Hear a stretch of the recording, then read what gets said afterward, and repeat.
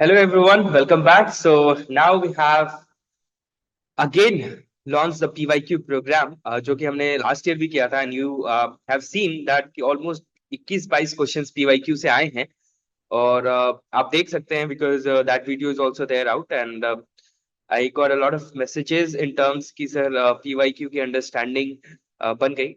Continuing that series, we have launched 2025 के लिए हम कर रहे हैं.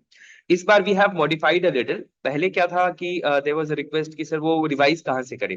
सो this time we have thought कि आपको ऐसा जो पीवाईक्यू बेस्ड जो रिसर्च डॉक्यूमेंट्स है उसी में साथ साथ आपका रिवीजन वो भी अलग से करा दिया जाएगा और आपको वो डॉक्यूमेंट भी दे दिए जाएंगे ताकि जो है आप खुद से भी उसको रिवाइज कर सकें और कौन कौन से नुआंसेस हैं कहाँ पे फोकस करना चाहिए तो उस डॉक्यूमेंट से हो पाए. ठीक है, तो ये बहुत इंपॉर्टेंट बात है.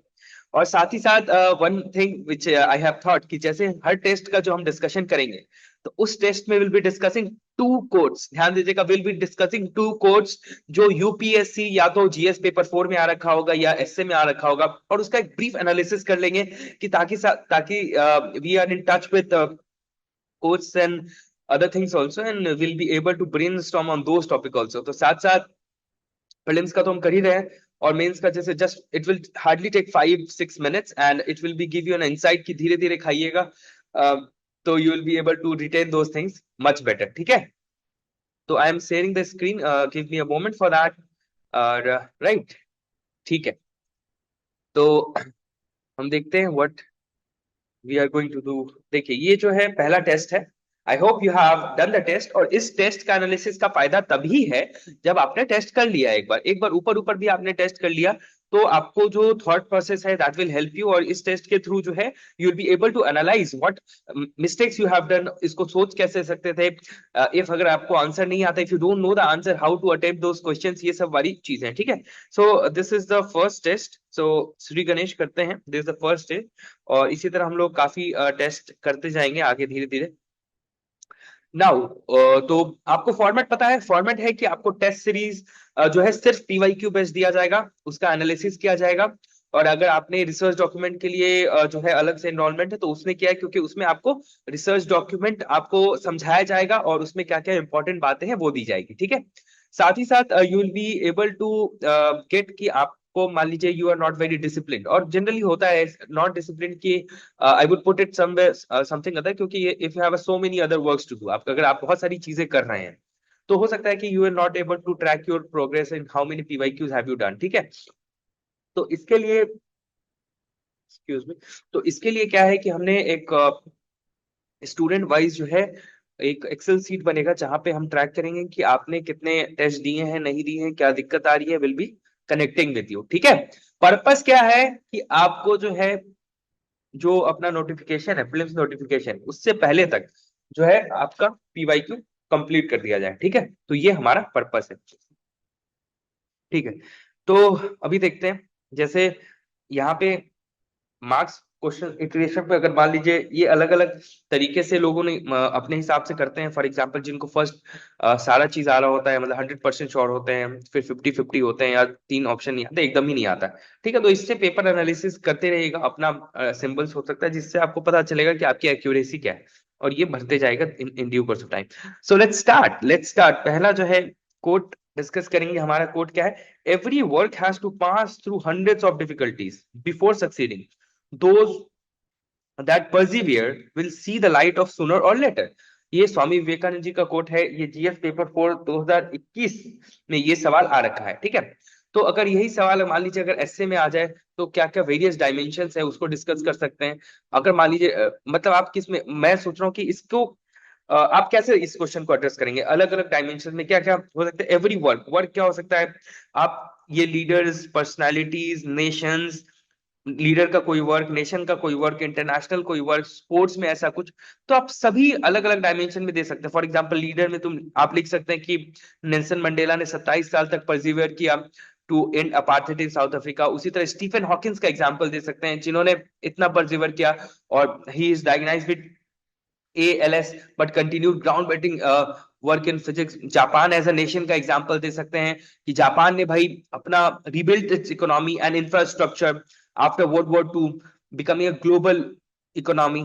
कल्चर में एग्जांपल दे सकते हैं, because you have to go with different dimension. Culture में एग्जांपल, ज्यूइश कल्चर का एग्जांपल दे सकते हैं, survived centuries of persecution maintaining traditions and values, मतलब जहां पे परसिवर कर रहा है वो आप हाईलाइट कीजिए। सोसाइटी में क्या एग्जांपल देंगे, सिविल राइट्स मूवमेंट दे सकते हैं, अपने भारतीय सोसाइटी के बारे में दे सकते हैं, इंडियन नेशनल मूवमेंट का दे सकते हैं, south Korea face financial crisis but आज देखो इकोनॉमिक टेक है, थॉमस एल्वा एडिशन का एग्जांपल दे सकते हैं, इलॉन मस्क का एग्जांपल दे सकते हैं, माइकल जॉर्डन का एग्जांपल दे सकते हैं। मैं सारे examples I am giving you from different dimensions.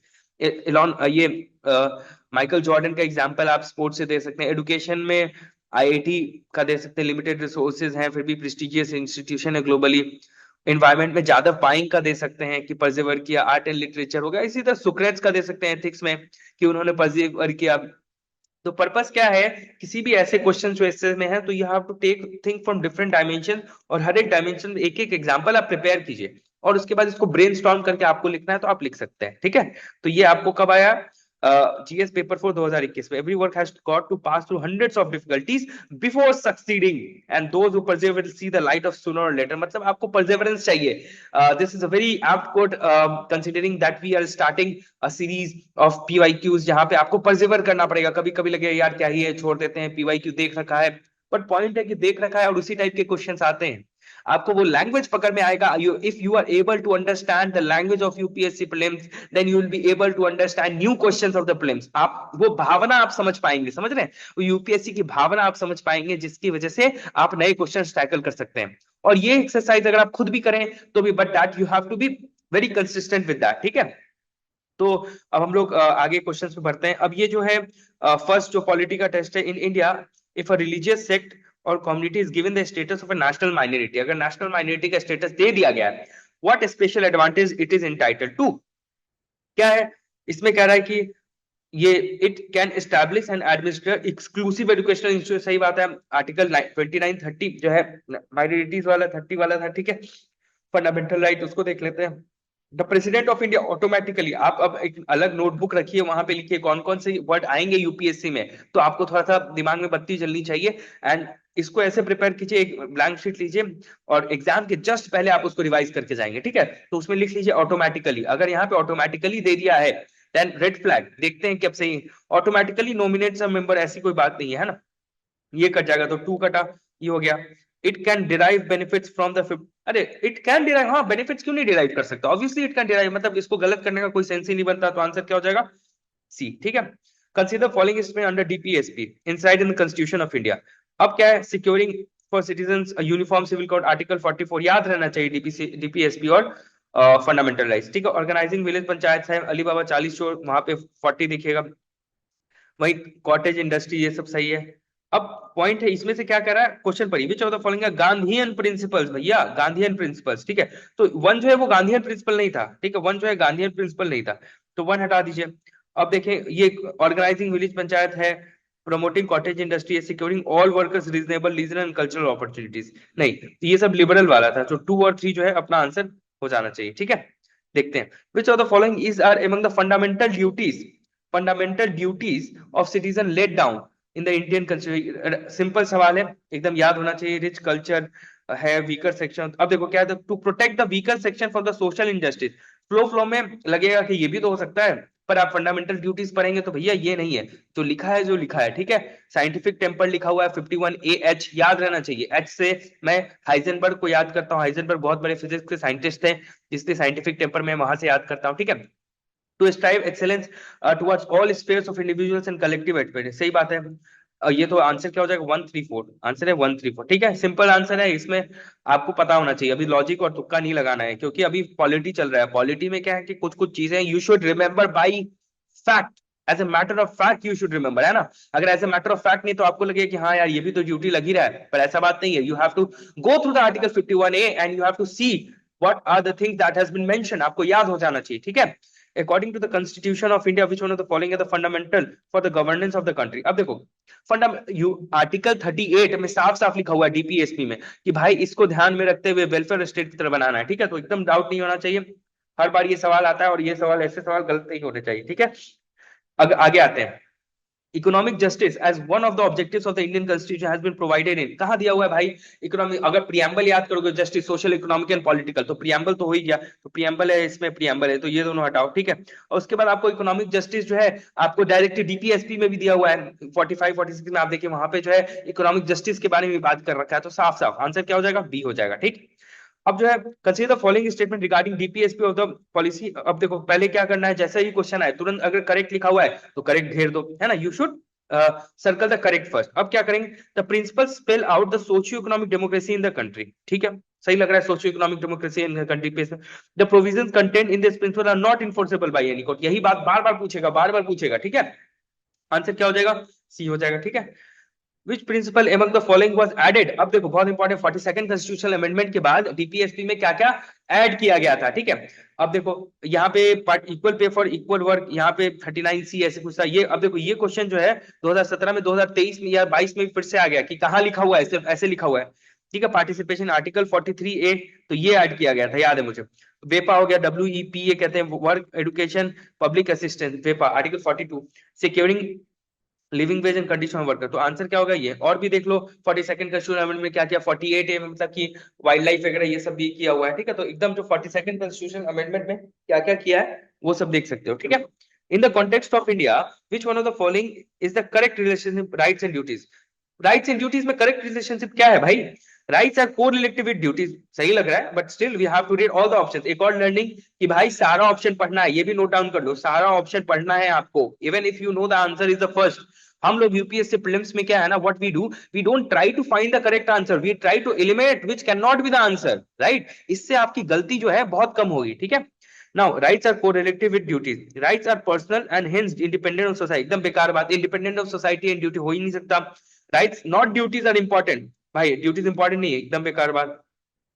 Duties not I, दोनों इंपॉर्टेंट है भाई, तो ये जो है आंसर ए, मतलब ये जो है आंसर ए होगा, देख रहे हैं 2017 में कितना।